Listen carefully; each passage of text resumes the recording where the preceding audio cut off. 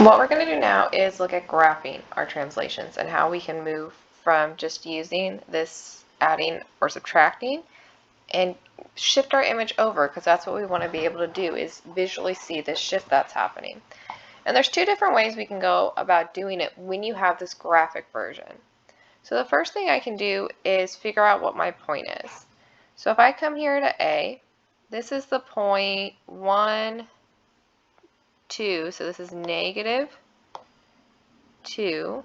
Ooh, that's terrible. Let me erase that. But it's the point negative 2.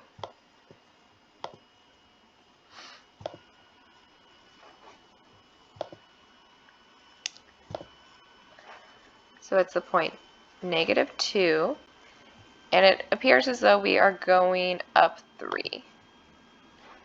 So I have negative 2, comma. Am I going up 3? 1, 2, 3. Yes. So that's my first point. And I can do what I did before and put it into that equation that we have going on. So I know this should be negative 2 plus 1, comma 3 minus 4. So I can do that adding and subtracting. And I get negative 1, comma negative 1. Great.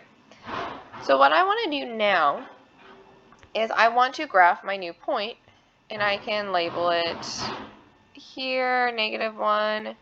Negative 1 would be, my drawing was a little off, but it would be right about here.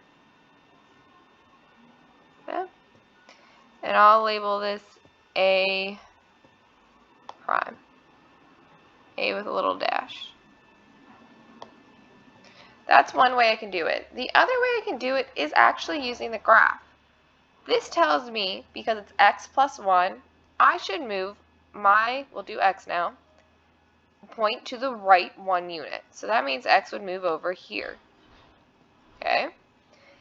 And this tells me, because it's y and it's negative, that from this point I should move down 4 units. So 1, 2, 3, 4. And here is my new x point. And I can attach them. And I have my first top point. So you can either do it by counting, since it's graphically, or you can do it using your math. So I did C graphically, over 1, down 4. 1, 2, 3, 4. Here's C. But if I don't like that and I want to write out my problem, that's fine. It really depends on where you feel strong. So this seems that F is at 1, 2, 3, 4, negative 4, comma 0. And I'm going to put that into that equation. So I have negative 4 plus 1, comma 0 minus 4. And that would leave me with a point negative 3, comma negative 4. And that should be my last point for my new F. So it's just a personal preference if you like to count it. So 1, 2, 3, negative 3, negative 4, I believe. That seems right. Yes.